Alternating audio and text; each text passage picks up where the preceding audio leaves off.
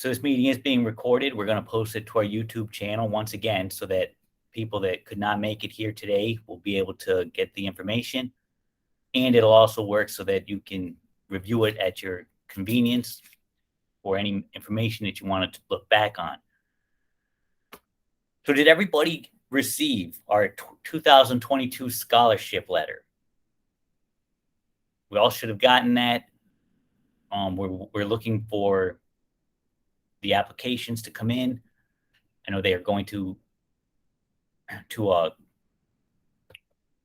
was it down to South Colony right now, and I spoke to them, and they don't have that many applications yet. This is free money. It's going to the colleges, so we should definitely take advantage of it. It is due by April 15th, so we have a little bit of time still.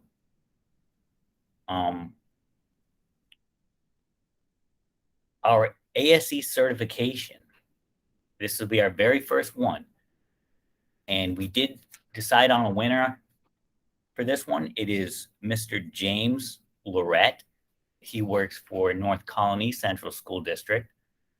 I'm going to have to get in contact with him and explain to him how to sign up for it, and then our organization is going to pay for that master's school bus certification. So this will be our first one. And after this one, we're still going to accept applications. And at the Christmas party, we're going to announce 2. So we'll have 2 at the Christmas party that we will announce. So if you have any technicians that work for you that you want to be master school bus technician certified through ASE, please write a letter of why you think that this person deserves the certification, and we will sift through them, and we pick 2 people per year. So this will be our first one that we're going to put through. Like I said, from here on out, it's going to be 2 per year. At the Christmas party, we will announce it, and it's looking like that'll be a go.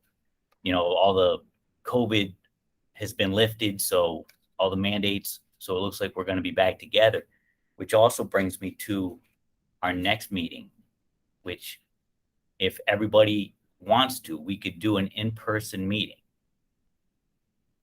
So our next meeting, or I got it in here somewhere. Yeah, our next meeting we could have down at South Colony if everybody wants to. So if everybody can just maybe shoot me an email, let me know what you think, if you want to stay virtual or if you want to do some in-person meetings. Either way, we'll have a camera rolling so that we can put it on our YouTube channel. So I need some feedback on that. Either way, we could do it. So our last meeting was held on March 16th. Chad White and John Wood with Warren Tire presented on tires. Some of the points that we got was the MC numbers, the manufacturing plant. You don't want to mix the 11Rs and the 10R tires. We know about the tread depth. Their largest issue that they see is tire pressure. And he said that 80 pounds is the key. That's where you want to be, right in there on the drive tires. Underinflated tires cause heat. We all know that. The retreads don't have steel in them. The steel is only in the casing.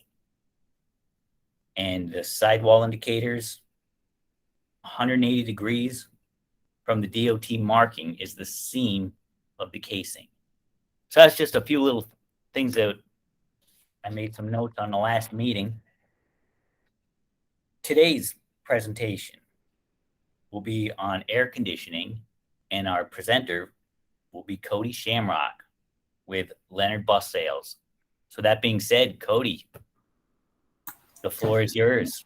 Good morning. Thanks, Dan. So this will be not a super long presentation. There's not a ton to discuss with AC in general. There's a lot of different machines out there. Most common is the Robinair recovery I won't be going through that, as I said, just because everything is, it varies quite a bit. So let me pull my screen up here and get rolling. Make sure you guys can see this okay. Hey, just a second, Kodie. Somebody Sure. just joined. I just want to let you know that the meeting is being recorded. So it's all being recorded. If you don't want to be seen, just turn your camera off. This is going to be posted to our YouTube channel. Back to you, Kodie. All right. Thanks, Dan. So this will primarily focus on TransAir, as that's what we run in our buses in particular. But if you have any questions, hopefully I can try to answer those for you. So you guys are familiar with the safety stuff I go through on every presentation. I'm not going to bore you to death with that, but use common sense. Don't touch things that are hot. Air conditioning lines can get very hot. They're pressurized. Just be careful with that. Be mindful of what you're wearing when you're near a compressor that may kick on at any point. So, because I'm not going to beat the dead horse on the safety stuff, you guys know what to do. So as far as differences in systems, an automotive application will typically use a blend door or an orifice tube to meter refrigerant, and we'll use the vehicle computer to control the system. Obviously, in school bus, air conditioning is not typically a standard feature, so we've got a separate control unit for that. And on our bus, it's located behind the dash, which I have a picture of here shortly that I'll show you. So basically, this thermostat itself is operating a shutoff for the compressor in this case. Buses use an expansion valve, and as I mentioned, there's different control systems. So in the IC bus in particular, the control panels are behind the dash panel there, and there's one unit for each separate system. So this bus in particular has a front air conditioning unit and a rear air conditioning unit, and they're entirely independent systems. So it's good to understand that, some people get the impression that it's one big system, but truly it's two individual systems with their own control boards and their own refrigerant and so on. Just to look at some of the controls, these are pretty familiar to most of us. Another look at the circuit board. If you get into the TransAir website and documents, they go into specifics of each pin location and what each relay does and so on. When that system is running, you can hear the relays kicking on and off and so on. So there's a lot of information out there about it. I'm not going to spend the time to go through every single one, but the information is out there. So this is kind of what that looks like. It shows you your relays and your kind of pin or wire locations, and gives you a list on the right side of what each one is actually intended to do. And again, this is more of a troubleshooting thing than anything. The information is out there, and I'm definitely a strong believer that if you have the information, you can fix just about anything in front of you. So you'll see reference to the BTU, or British Thermal Unit, and that's basically the amount of heat required to raise the temperature of 1 pound of water 1 degree Fahrenheit. It's a lot of science stuff, but it is a number that we need to, or a term we need to understand when it comes to air conditioning. So there is no universal rating used in the bus industry either. There's not a standard across the board. And I think probably it has a lot to do with the different systems that you're running. You've got, small bus with a Chevy chassis or Ford chassis. You've got full-size buses somewhere in between. So it does vary a little bit. So when calculating that, one thing you'll see is they'll advertise the system, let's say, as a 120,000 BTU system. And something that TransAir taught me and our entire team at one point, our sales team, is that the BTUs are only as good as the weakest component. So, they may advertise it's 120,000 BTU, but when you break it down, it's got a 60,000 BTU compressor, which means the system is really only capable of 60,000 BTUs.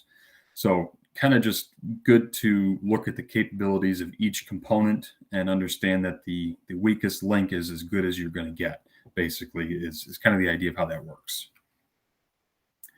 So saturation point comes into play here, and that is when the substance changes state. As you know, in air conditioning, you've got liquid to gas and back and forth happening throughout the system, or ideally should be. So in this case, we've got water boiling at 212 degrees Fahrenheit. That's when it changes from a liquid to a gas, and that would be considered the saturation point or the boiling point. So superheat is basically when you're heating that material or that substance beyond its saturation point. So the simple way to look at it is basically it's the difference between the boiling point and where it is currently. So if you look at that bottom line there with the blue arrow, we'll say that the current temperature is 50 degrees, and we're just using arbitrary numbers. The boiling point is 40 degrees, so that means our superheat is 10 degrees. When you're looking at different charts for reference, you're going to see superheat referenced, and it's good to understand where that number comes from. So basically, it's current versus the boiling point, and that's how you get your superheat. And I apologize if you can hear my dog in the background. He's been quiet all day, but now that I'm on camera, he's got a lot to say. So again, don't be fooled by the word heat when it comes to superheat. It could be current temperature of -5, boiling point is -10, and so your superheat is 5 degrees. So don't be fooled by the word heat. It's simply just kind of a term to indicate the difference between something, but not necessarily hot. Just another view of that. So again, water boils at 212. We've got our change of state happening at that point. It's now 213 degrees. Our superheat is 1 degree Fahrenheit. So the refrigerant is obviously your medium for heat transfer. It's in both liquid and gas form, depending on what part of the system it's in. The change from liquid to gas is where it's evaporating and absorbing heat, and then you go back from gas back to liquid, and that's what's basically condensing and rejecting heat at that point. So you're absorbing and rejecting the heat. There are, of course, refrigerant charts that we've all seen that indicate your boiling point and so on. Typically in bus, we're using the 134A refrigerant, and gives you some of your baseline numbers there that you need for diagnostics. So superheat can be used to tell you, how far liquid is making it through the coil of an evaporator. So what that means is higher superheat equals less liquid, more gas. So you could have a compromised system or overheating. Lower superheat could mean more liquid and less gas, possible compressor flooding. And by itself, it doesn't make a lot of sense. But when you understand the boiling point of your refrigerant and you start to work out what your superheat is in the system versus that boiling point, now you can kind of start to diagnose what part of your system is acting up. So it's important to understand all the different layers and how they connect before you can start doing any sort of diagnostics on it. So to measure superheat, what you don't want to do, I guess, is pull the bus in after it's been sitting all night and then try to do a diagnostics on it. Let it run for a while, let it achieve a steady state, let the compressor cycle, let the engine get warm and so on, let the bus get hot, and then test the superheat at the evaporator, which would be in the front or rear of the bus. In our case, some of the older ones would have that big unit inside on the ceiling. You want to attach a refrigerant gauge to the suction line service port, which I show you here. And again, these graphics are all publicly available on the Transair site. You just have to dig a little bit. You'll want to attach a pipe clamp, and you can basically take your readings from that point. So you want to measure your suction line pressure, and you record the pressure and the temperature at that point. And that's when you're going to use your temperature chart to convert and sort of figure out, are we on the better side of this? Are we on the worse side? And kind of work from there. So one thing you do want to do is measure from roughly the same location as much as possible, your pressure and your temperature. You don't want to spread it out too much because you're trying to get an accurate reading in one part of the system. So your metering devices, you've got a block valve, and again, something we're not really going to see in our application for the most part. You're going to see the expansion valve in the middle is typically what we're using. And that is your basically open close. Think of it as your thermostat for the system. There is an orifice tube system as well, but Transair does not use that. They consider it to be the least desirable option, least responsive, and so on. So we use the expansion valve that you see in the middle. So as far as the metering device goes, in an orifice tube setup, it's a fixed device, and it's basically just controlling your refrigerant flow to the evaporator. There is the filter in there to prevent dirt and debris from blocking the tube. But again, we're not using that in the large bus application. And I will show you a kind of a flow here in a second that'll help make a little more sense. There is an accumulator with the orifice tube, and again, that just stops liquid refrigerant from getting to the compressor. The worst thing you can do is give a compressor liquid refrigerant. That's basically a death sentence at that point.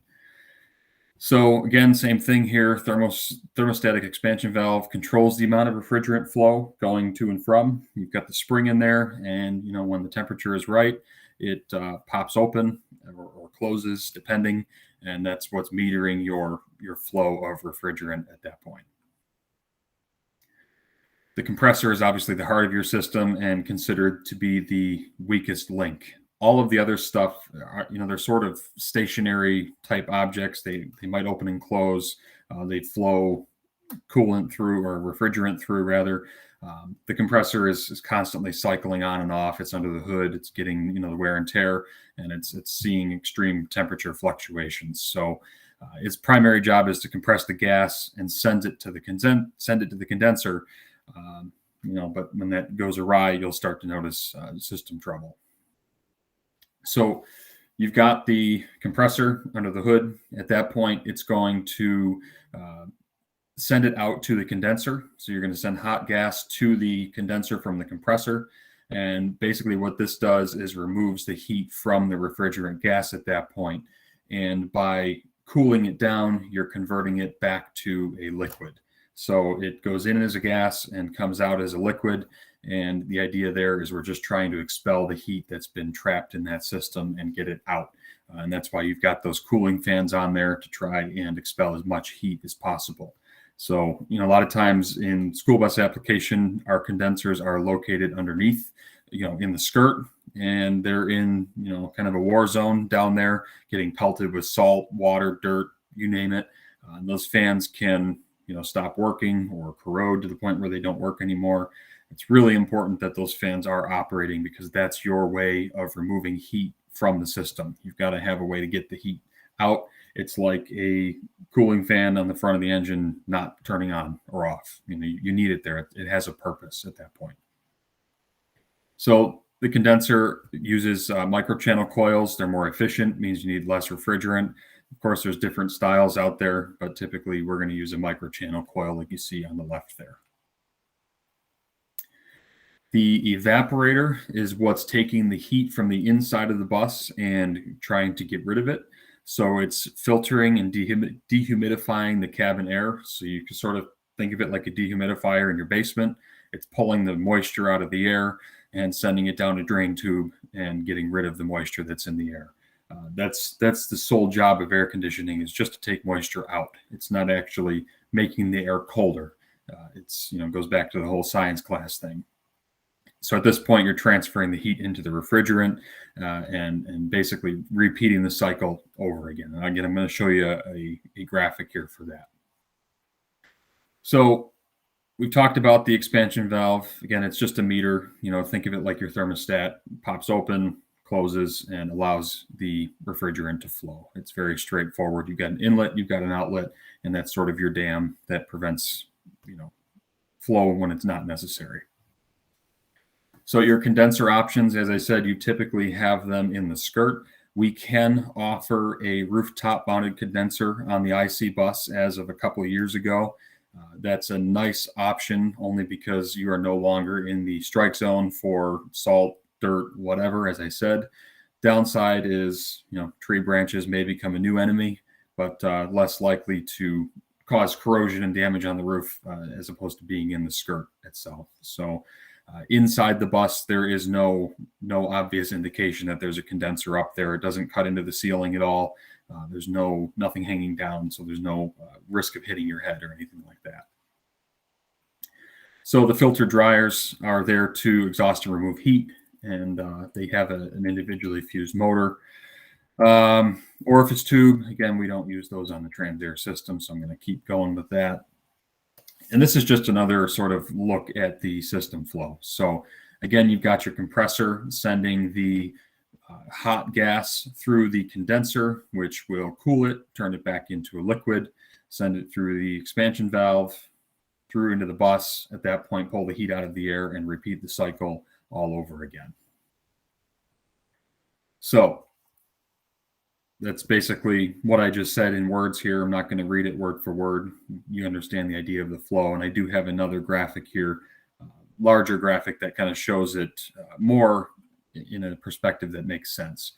And that's coming up shortly. So again, just another look. There's 100 of these diagrams out there. They all work the same: compressor to condenser to dryer to the expansion valve to the evaporator and back. It's just a big cycle that goes around.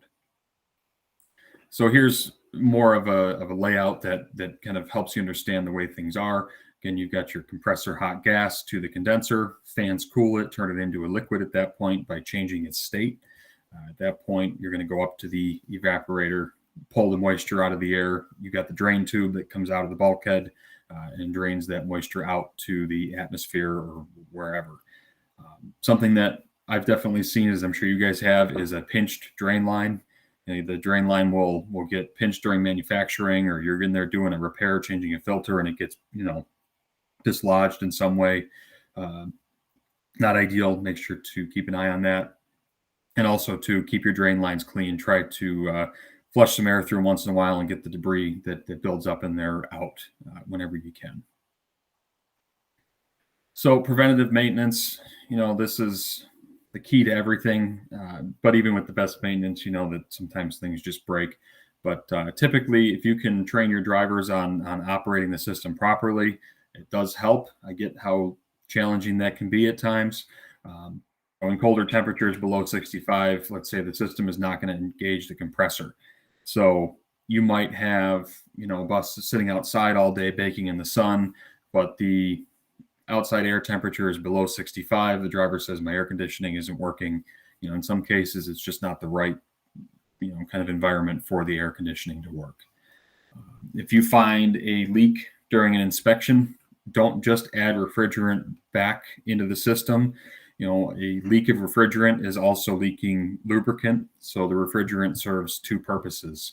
And if you just top off the refrigerant, you're reducing lubrication level basically, and it's sort of like running an engine without oil. The fact that it's losing refrigerant is usually a symptom of something else, and just adding more back doesn't really help you in any way. So they say compressor failure is typically a symptom, not a cause. You've got to find the root cause of the issue. So it could be that the clutch is not operating properly. You've got bad wiring, something has failed, a bad ground, low voltage, whatever. Or you've got too much or too little lubricant in the system. And when it makes it to the compressor, which has basically pistons inside of it, it's not getting the proper lubrication, or it's being over lubricated. It's really important to follow the protocol and follow it to the letter and not take shortcuts when you're working on these systems. So filter dryer with that is a critical part of the system. If you've got too much moisture in there, you can have freezing in the lines. At that point, your system is basically useless. If you are replacing the compressor at any time, you need to replace that dryer as well. For whatever reason, it doesn't matter if you're doing the compressor, do the dryer, filter as well. And just keep an eye on that indicator window there. So if the sight glass shows moisture, at that point, you're going to want to vacuum the system or reclaim the refrigerant using a machine, change the filter dryer, and recharge the machine at that point. There's an indicator on there that kind of gives that stuff away. So if you've got a driver that says, or you notice that there's no cold air from the AC, you possibly have a refrigerant leak. And one problem with that is that refrigerant evaporates when it comes into contact with the air. So it's not like DEF where it's going to crystallize and you can see that there's a leak or a fuel leak on the ground. You don't really know where it's leaking, which makes diagnosing these a lot of fun. So just make sure that your condenser fans are operating. Check that there's no leaves, bugs, salt, dirt, all that sort of stuff. Use the winter covers that are available if you've got skirt mounted condensers. I don't know if all of you have them or have seen them, but there is a kind of plastic winter cover you can put on the back side and the front side to protect that from the slush and salt and so on. With that, just be careful that the driver doesn't try to turn it on when it starts to get a little bit warm out, like we see on days like today, and everything's covered and there's no proper airflow. You can, of course, use a gauge to detect system pressure and then watch the clutch as well. You should be able to watch it engage and disengage, but if it's a frequent on-off cycling, you may have low refrigerant at that point. If you've got cool air but not cold air, it could be a blocked or failed condenser on the skirt, a bad clutch switch. It could be any number of small things, but typically what's nice with air conditioning is the principles are the same, whether it's in a car, truck, bus, whatever. So finding the troubleshooting is pretty easy. If you have mildew odor, sometimes that's bacteria in the evaporator. As I said, that evaporator is pulling moisture out of the bus and everything else that's in the air, and you start to get that slimy nastiness in the drain tube. It doesn't allow things to drain. Bacteria starts to build up. So it's a really good idea to keep that clean and flat. Maybe as part of your summer service before it goes out on its summer run or whatever, you get in there and really make sure that drain tube is clean, check the filters, and just prevent as much growth in there as you can. If you've got a spare bus where the AC maybe isn't used very frequently, and it's an older bus, that might have a funky odor to it. Sometimes that just happens as this stuff gets older. If you've got AC that goes from cold to hot, you could have an expansion valve that has failed also. So again, basics here, check your wiring, missing wires, corroded wires. It's just the nature of the beast in New York State. That's what we deal with here. So continuing with the preventative maintenance, some of these are not very realistic. What I would say is if you're running a bus with air conditioning, that bus may need a more frequent PM, especially during the warmer months, than your average home to school bus would without air conditioning. You do have more moving parts in these vehicles, and for that reason, they might need a little more attention. So maybe your lift buses are on a 30-day, or your air-conditioned buses are on a 30-day, and your other regular are on a 45-day. Whatever works. And I'm sure some places are already doing that. But they say weekly you should check your evaporator filters and compressor belts. I recognize that that's probably not going to happen. You don't have time to be checking this stuff every week constantly. During your PM, have a look at it. Look at the evaporator coils, the blower motors, make sure they're working. Check your sight glass, condenser coils, your fans, hoses, piping, any part of the system that is exposed to nature, which is almost everything. You want to check and just make sure that they look okay. Don't wait for a failure. Make it part of your PM on those buses in particular. Once a year, a lot of places do this. You see the service truck out in the parking lot in the summer, and they have all the buses lined up, and they do a charge. They make sure that the system is charged, operating properly, clean the drain lines again, make sure they're not pinched in some way.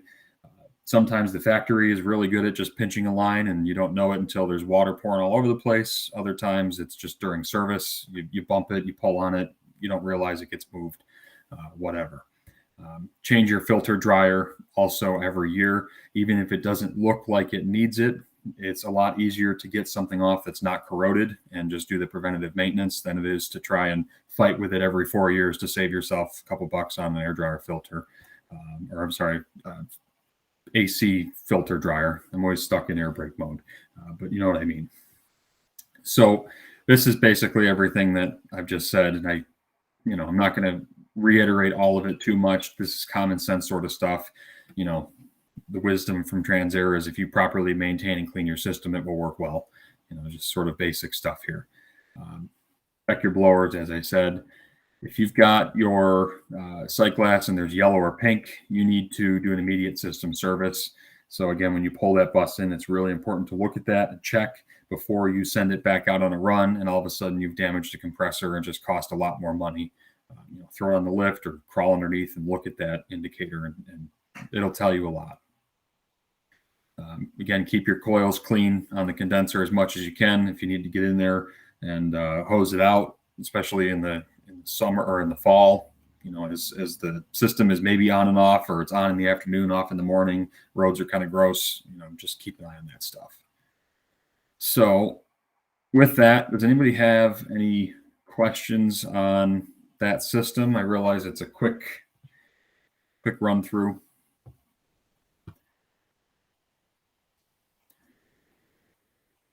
right. No news is good news. I'll go with that. Hey, Cody, Dan. as far as oil contamination, like sometimes you'll get into a bus that has too much oil in it. So in the past, we've always been told it was like 2 ounces per component. Is that So what I would recommend and what Transair recommends, and I know this can be challenging if it's an older bus, you should go by the label on the system or in the electrical door, depending. I know like the Thomas product doesn't have an electrical door, so I'm not sure where they put their air conditioning label. But inside the door, you have the label, and the manufacturer or installer will indicate to you all of the proper levels based on the size of the system. You've got a 30 passenger bus or a 42 or up to a 77. Now an 83 passenger CE is an option. So your system is going to vary a little bit depending on that. So there's not really a one size answer. To that point, what I would suggest is when you get a new bus in with air conditioning, take a picture of that label and store it in the file for that bus, because over time it wears off and then you open the door in 5 years and there's nothing left because it's worn off or it's been washed off or whatever. That's kind of the best I can recommend. If you call Transit, they're not really going to give you a number per se. okay? All right, yeah, that's a good idea to take a picture of that. A lot of our buses don't have the label anymore that we have an issue with. Right. Yeah, it's never the new ones that you need to worry about. It's the ones that have been on your lot for 10 years and everything's worn out and missing and Yep. So okay. Any other questions from anybody?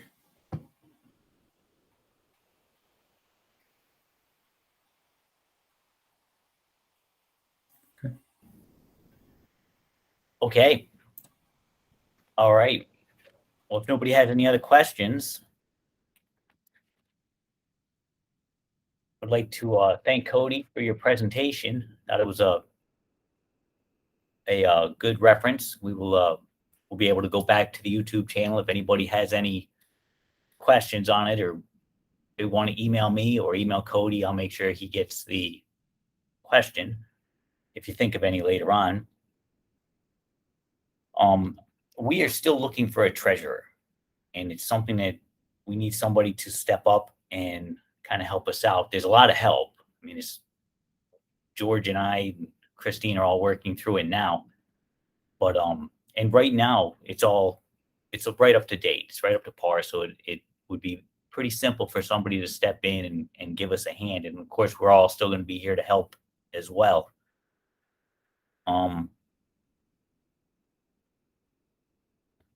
And definitely let me know about the in-person meetings. So I know a lot of us are driving. A lot of us are driving in the morning and then driving in the afternoon, and might not have time to go and sit down for a personal meeting.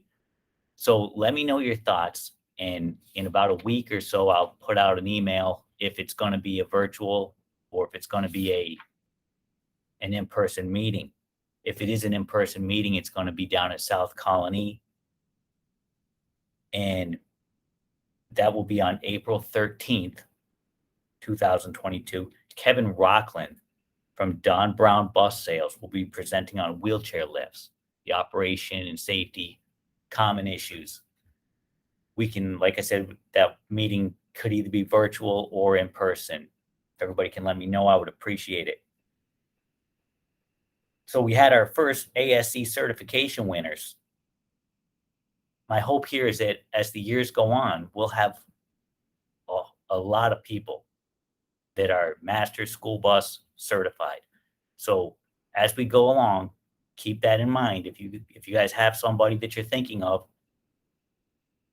let me know, write a letter and send it to one of the officers here, and we will assess it. I want to get as many as we can over the years. So like I said, we'll have 2 more coming up at the Christmas party. The next thing that we have to do is we need presentation topics for next year. got 3 more meetings. We've got April, we've got May. So in April is going to be our wheelchair lift training. May is going to be multiplexing systems. And then June, which is really soon, is going to be our DOT roundtable. So we need questions for DOT. And if anybody has any training that they would like to see, I know transmissions has been brought up with Camerata. I know they have spoke about doing transmissions for us. One of our, everybody should have the schedule, which I did put together, and I'll email it out to everyone so that you can look at it. And if you can just add what you want for your training, and if you can just send me an email, we'll put it together and we'll put it in the new dues letter. So I want everything to be together. We've got some other districts that want to be members now, which is great. They're actually looking for training, and they had some training ideas. So things are moving along nicely. I just want to get ahead. I want to be able to put, when they get their dues letter, I want them to see what they're going to get for their dues letter. It's $50, whether it's a school district or a vendor, and they're going to see 1, 2, 3, 4, 5, 10 meetings. This is the training that all of your districts are going to get that are members. Plus, we're going to have the scholarship program and the ASE program. So I think it's going to grow. I think it's going to be really good. But I need your input. I need everybody to tell me what training you want for this upcoming year. And that being said, does anybody have anything at all to add to today's meeting?